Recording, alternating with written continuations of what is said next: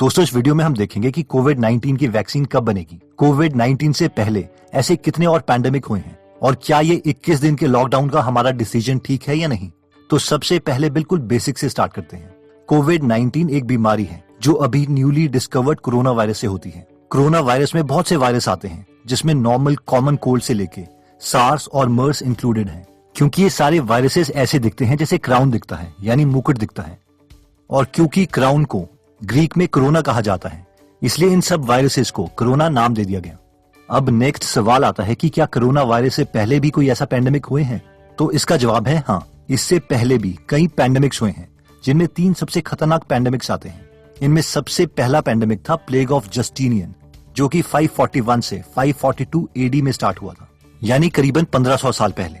इस प्लेग ने सबसे ज्यादा ईस्टर्न रोमन एम्पायर को अफेक्ट किया था, जिसमें 2.5 करोड़ से 10 करोड़ लोग मारे गए थे। सेकंड सबसे खतरनाक पैंडेमिक था ब्लैक डेथ, जिसमें एस्टिमेटेड 75 मिलियन से 200 मिलियन डेथ्स, यानी 7.5 करोड़ से 20 करोड़ डेथ्स के करीब हुई थी।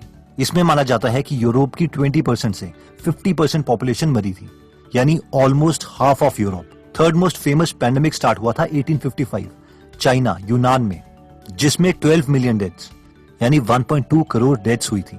और इस 1.2 करोड़ डेथ्स में से 1 करोड़ डेथ सिर्फ इंडिया में हुई थी। नेक्स्ट सवाल आता है कि वैक्सीन क्या है और कोरोना वायरस के लिए वैक्सीन कब बनेगी। वैक्सीन बेसिकली बायोलॉजिकल प्रिपरेशन है जो कुछ इस तरीके से दिखाई देती है। बहुत ही ब्रॉडर सेंस में बात करें तो बेसिकली ये वायरस की तरह ही दिखेगी। फॉर एग्जाम्पल कोरोना की वैक्सीन माइक्रोस्कोपिक लेवल में कोरोना के पैथोजन की तरह दिखाई देगी, जो कि बहुत ही डाइल्यूटेड फॉर्म में होगी, ताकि जब हम वो वैक्सीन किसी इंसान को दें तो उसका इम्यून सिस्टम उसे रिकॉग्नाइज कर सके और फाइनली रियल पैथोजन यानी असली बीमारी को खत्म कर सके। तो पहले देखते हैं कि सबसे पहली वैक्सीन कब बनी थी। स्मॉल पॉक्स, जिसने 20th सेंचुरी में ही एस्टिमेटेड 20 करोड़ से 50 करोड़ लोगों की जान ली थी, इसकी वैक्सीन सबसे पहले निकाली थी एडवर्ड जेनर ने। इसकी वैक्सीन के बनने के पीछे भी एक बहुत ही इंटरेस्टिंग स्टोरी है। एडवर्ड जब 13 साल के थे और एक लोकल सर्जन के अप्रेंटिस थे, तो उन्होंने एक औरत जो कि गाय का दूध निकालने का काम करती थी, उसे कहते हुए सुना था कि मुझे कभी स्मॉल पॉक्स नहीं हो सकता क्योंकि मुझे काउ पॉक्स हो चुका है। काउ पॉक्स भी बेसिकली स्मॉल पॉक्स की तरह ही एक स्किन डिजीज था जो कि गाय को होता था। जब एडवर्ड बड़े हुए और फिजिशियन बने तो उन्होंने रियलाइज किया कि सालों पहले वो जिस औरत से मिले थे वो ठीक कह रही थी। जिन भी औरतों को काउ पॉक्स हुआ था उन्हें कभी स्मॉल पॉक्स नहीं हुआ था। काउ पॉक्स और स्मॉल पॉक्स वायरस दोनों सेम फैमिली से हैं, लेकिन काउ पॉक्स उतना डेडली नहीं है। इसलिए अगर पहले किसी को काउ पॉक्स हो जाता था तो वो थोड़े दिनों में ठीक हो जाते थे, और बाद में अगर उसी इंसान को स्मॉल पॉक्स होता था तो उसकी बॉडी का इम्यून सिस्टम स्मॉल पॉक्स से लड़ने के लिए तैयार होता था और इसीलिए उसे स्मॉल पॉक्स नहीं होता था। ये सोचकर एडवर्ड जेनर ने डिसाइड किया कि इस थ्योरी को टेस्ट करना चाहिए। मई 1796 को जेनर एक औरत सैरा से मिला जिसे अभी अभी हाथों में काउ पॉक्स हुआ था। जेनर ने सैरा की बाजू में काउ पॉक्स के एक दाने से मैटर निकाला और उसे अपने माली के 8 साल के बेटे में डाल दिया, जिसे कुछ दिन बुखार रहा, लेकिन थोड़े दिनों में ये ठीक हो गया। उसके बाद एडवर्ड ने स्मॉल पॉक्स के दाने का मैटर उसी बच्चे में डाला, लेकिन इस बार बच्चे को कोई बीमारी नहीं हुई और एडवर्ड को पता चल गया कि उसका प्लान कामयाब हो गया है। इस थ्योरी को टेस्ट करने के लिए जेनर ने यही प्रोसीजर बाकी लोगों में भी टेस्ट किया। वो पहले उनमें काउ पॉक्स का मैटर डालता और थोड़े दिनों के बाद स्मॉल पॉक्स का, और किसी में भी स्मॉल पॉक्स की कोई बीमारी नहीं हुई, जिससे ये एडवर्ड ने प्रूव किया कि ये सब लोग अब स्मॉल पॉक्स से इम्यून हो गए हैं। और फाइनली ह्यूमैनिटी को उसकी फर्स्ट वैक्सीन मिली। और स्मॉल पॉक्स जैसी बीमारी जिसने 50 करोड़ लोगों को सिर्फ 20th सेंचुरी में मार दिया था, 1979 में हमने स्मॉल पॉक्स से दुनिया को फ्री कर दिया। नेक्स्ट सवाल आता है कि क्या कोरोना वायरस के लिए कोई वैक्सीन बनी है? अगर नहीं तो कब तक बनेगी? तो इसका जवाब है कि दुनिया के बेस्ट ब्रेन्स इसके लिए दिन रात काम कर रहे हैं। फॉर एग्जाम्पल, जैसे ही चाइनीज साइंटिस्ट्स ने न्यू कोरोना वायरस का जेनेटिक कोड ऑनलाइन अपलोड किया था, उस जेनेटिक कोड को यूज करके इनोवियो फार्मास्यूटिकल्स नाम की कंपनी ने उसकी on paper vaccine, I repeat on paper vaccine तैयार कर ली। You went through this in what, 3 hours?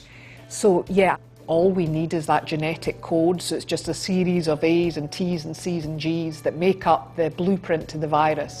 We use a computer algorithm to generate the design of the vaccine. So we plugged in the viral sequence, and after 3 hours we had a fully designed vaccine on paper. And काफी ऐसे volunteers हैं जो human testing के लिए अपने ऊपर vaccine test करने दे रहे हैं। अपने ऊपर वैक्सीन को टेस्ट करने वाली सबसे पहली वॉलंटियर है 2 बच्चों की माँ जेनिफर हॉलर। और इनको हम सब की तरफ से सल्यूट है। जब इनसे पूछा गया कि वो इसके लिए रेडी क्यों हुई, तो उन्होंने कहा मुझसे ये सब देखा नहीं जा रहा था, मैं लोगों के लिए कुछ करना चाहती थी।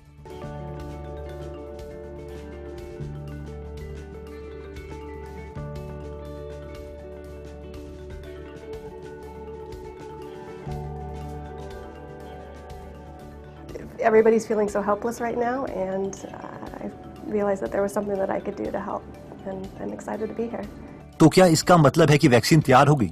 नहीं, ये सिर्फ लैब में डेवलप हुई है और इसकी टेस्टिंग चल रही है। वैक्सीन को कंप्लीटली बनाने के लिए और कॉमन लोगों तक पहुंचाने के लिए 1 साल तक का समय लग सकता है। तो जब तक वैक्सीन नहीं बनती, तब तक हमें सोशल डिस्टेंसिंग को ही अपनाना पड़ेगा, वरना ये चेन नहीं टूटेगी और ये बहुत बुरा रूप लेगी, खासकर हमारी कंट्री में जहां पॉपुलेशन बहुत ज्यादा है और हॉस्पिटल्स और बाकी रिसोर्सेज कंपैरेटिवली कम है। कई लोग इसे मजाक में ले रहे हैं। फॉर एग्जाम्पल, जनता कर्फ्यू के दिन 5 बजने के बाद लोग बाहर आ गए, मतलब इतनी भी कॉमन सेंस नहीं है कि चल क्या रहा है। जनता कर्फ्यू का रीजन ही सोशल डिस्टेंसिंग को मेंटेन करना था। अब मेरा एक नेबर है जो कुछ दिन पहले ये कह रहा था, यार पता नहीं लोग इतने डर क्यों गए हैं, इससे ज्यादा मौत तो हर रोज एक्सीडेंट से होती है। अब जो लोग इस तरीके से सोचते हैं, उन्हें मैं इटली का ये चार्ट दिखाना चाहता हूँ, जो कि एक प्रॉपर एक्सपोनेंशियल कर्व बन रहा है। वॉरेन बफेट की कंपाउंडिंग के कॉन्सेप्ट तो हम समझते हैं कि उन्होंने इतने ज्यादा पैसे कैसे कमाए, लेकिन ये पैसे नहीं, डेथ्स हैं। अगर इस चार्ट में हम देखें तो 4 मार्च को यहाँ 3089 पॉजिटिव केसेस थे। 14 मार्च को यानी सिर्फ 10 दिन के बाद ये 7 टाइम्स हो गए, यानी 21,157, यानी 21,157।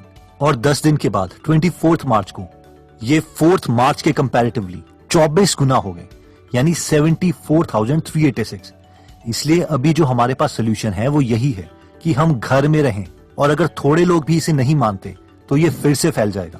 अब कई लोगों को ये लग रहा है यार बोर हो जाएंगे, क्या करें? तो सबसे पहले तो जो ये सोच रहे हैं, शेम ऑन यू। बोर हो जाएंगे, यहाँ पर लोग मर रहे हैं और हम बोर हो जाएंगे। एनीवेज, फिर भी हम रेकमेंड करते हैं कि इस टाइम को यूटिलाइज करके हम कुछ नया सीख सकते हैं, अपनी फैमिली के साथ टाइम गुजारो। पहले कई लोगों के बहाने आते थे कि टाइम नहीं है, अब इतना टाइम है, 21 दिन है, कुछ नया सीख लो। बेशक हम उसमें अगर फेल भी हो जाएंगे तो कहीं ना कहीं तो पहुंचेंगे, कुछ मोमेंटम तो बनेगा। चाहे किसी न्यू बिजनेस आइडिया पर काम कर लो, कुकिंग पर काम कर लो, गिटार सीख लो, या इवन बुक समरी पढ़ लो, या इवन बुक पढ़ लो। हमारी तरफ से एक छोटा सा कंट्रीब्यूशन है जो आप लोगों की मदद कर सकता है। हमने ये 21 दिन का चैलेंज स्टार्ट किया है, जिसमें हमें 21 दिनों तक 21 न्यू समरी सुननी है, और ये लिस्ट है जो हम रेकमेंड करते हैं। ये सारी बुक समरीज फ्री हैं और हर बुक समरी हर रोज आपको ऐप में सबसे ऊपर दिख जाएगी। हर संडे, वैसे तो हम पिछले 2 सालों से एक फ्री बुक समरी दे रहे हैं, लेकिन इस 21 दिन में जितने भी संडे आएंगे उनमें हम एक के बजाय 2 फ्री समरीज देंगे। आई होप इससे आप लोगों का थोड़ा माइंड डाइवर्ट होगा और नॉलेज भी मिलेगी। हम सब ने हर रोज जो उस दिन की समरी से सीखा है उसे कमेंट्स में बता सकते हैं। 21 दिन के एंड में हम 3 नाम अनाउंस करेंगे इस चैलेंज के विनर्स के बारे में, और उन तीनों को एक सरप्राइज गिफ्ट देंगे। अब कई मिथ्स हैं, झूठ हैं जो लोगों में चल रहे हैं कोरोना वायरस से रिलेटेड, तो हम इन्हें जल्दी से डिस्कस कर लेते हैं। मिथ नंबर 1, इसका इलाज कोई इलायची कपूर, कोई चाय, अदरक या कोई देसी नुस्खा है। रियलिटी, अनफॉर्चुनेटली ऐसा कोई इलाज नहीं है, ये सब व्हाट्सएप की अफवाहें हैं। इसलिए इस वक्त सिर्फ 2 क्रेडिबल सोर्सेज के ही यूट्यूब चैनल पर या वेबसाइट्स पर ट्रस्ट करें, और वो 2 क्रेडिबल सोर्सेज हैं WHO यानी वर्ल्ड हेल्थ ऑर्गेनाइजेशन, या फिर ministry of health and family welfare, government of India. इन दोनों के लिंक मैं डिस्क्रिप्शन में दे दूंगा। मिथ नंबर 2, हमें हमारे पेट से कोविड-19 हो सकता है। रियलिटी, सिर्फ एक इंसिडेंट हुआ है हांगकांग में, जहां पर एक डॉग इन्फेक्ट हुआ था। इसके अलावा कोई भी एविडेंस नहीं है कि किसी डॉग या कैट को कोविड-19 हो। कोविड-19 मेनली फैलता है वाटर ड्रॉपलेट से, जब कोई इन्फेक्टेड पर्सन छींकता या खांसता है। इसलिए WHO रेकमेंड करता है कि हम बार बार अपने हाथ साबुन से धोएं। मिथ नंबर 3, वायरस 1 घंटे तक सरफेस में सर्वाइव कर सकता है। रियलिटी, कोरोना वायरस की फैमिली का ये वायरस, जिससे कोविड-19 बीमारी होती है, एक बिल्कुल नया वायरस है, इसलिए इसके बारे में सबको कम नॉलेज है। स्टडीज बताती हैं कि ये वायरस कुछ घंटे से कुछ दिनों तक सरफेस पर सर्वाइव कर सकता है। ये डिपेंड करता है कि सरफेस कौन सा है और एनवायरनमेंट और टेम्परेचर क्या है और ह्यूमिडिटी कितनी है। अगर हमें जरा सा भी शक है कि किसी सरफेस पर वायरस है, तो किसी डिसइंफेक्टेंट से उस सरफेस को साफ करें और अपने हाथ को किसी अल्कोहल बेस्ड से हैंड रब करें, या फिर साबुन और पानी से कम 20 सेकंड तक अच्छे से हाथ धोएं, और अपनी आंख, मुंह और नाक को हाथों से बिल्कुल भी टच ना करें। मिथ नंबर 4, एंटीबायोटिक से वायरस को मारा जा सकता है। रियलिटी, एंटीबायोटिक से वायरस नहीं मरते। मिथ नंबर 5, सांस रोक के हम पता कर सकते हैं कि हमें कोविड-19 है या नहीं। रियलिटी ये फेक है। कई वीडियोस व्हाट्सएप में आ रही है जो बताती हैं कि 10 सेकंड से ज्यादा सांस रोकने का मतलब ये है कि हमें फिब्रोसिस नहीं है, जिसका मतलब है कि हमें कोविड-19 नहीं है। लेकिन रियलिटी ये है कि कोविड-19 में फिब्रोसिस नहीं होता, इसलिए सांस रोकने से कोविड-19 का कुछ पता नहीं चलता। मिथ नंबर 6, कोई कह रहा है कि बार बार पानी पीने से वायरस बॉडी से फ्लश किया जा सकता है। रियलिटी पानी पीने से हम हाइड्रेटेड रहेंगे, जिसके बाकी फायदे हैं, लेकिन वायरस को कुछ नहीं होगा। मिथ नंबर 7, घर में पोछा लगाने वाले केमिकल से हम हैंड सैनिटाइजर बना सकते हैं। रियलिटी यूट्यूब में ऐसी वीडियो से दूर रहें, क्योंकि जरूरी नहीं जो केमिकल हमारे फ्लोर को साफ करता है वही केमिकल हमारे हाथों से उस वायरस को भी मार दे। तो दोस्तों, इस वीडियो में हमने देखा कि इससे पहले भी कई पैंडेमिक्स हुए हैं जिससे ह्यूमैनिटी बच गई, लेकिन काफी ज्यादा डेथ्स हुई। साथ में हमने देखा कि ये 21 दिन हम सब के लिए कितने ज्यादा इंपॉर्टेंट है। इसलिए घर में बैठे रहो, कुछ भी करो, लेकिन घर में रहो। ये जो दोस्त आजकल आपको कह रहे हैं ना कि यार कुछ नहीं होता, बाहर चलते हैं, यही लोग आपको मारने आएंगे अगर इनके किसी भी परिवार मेंबर को कोविड-19 हुआ आपकी वजह से। इसलिए be serious, understand your responsibility. इन 21 दिन कुछ नया सीखो।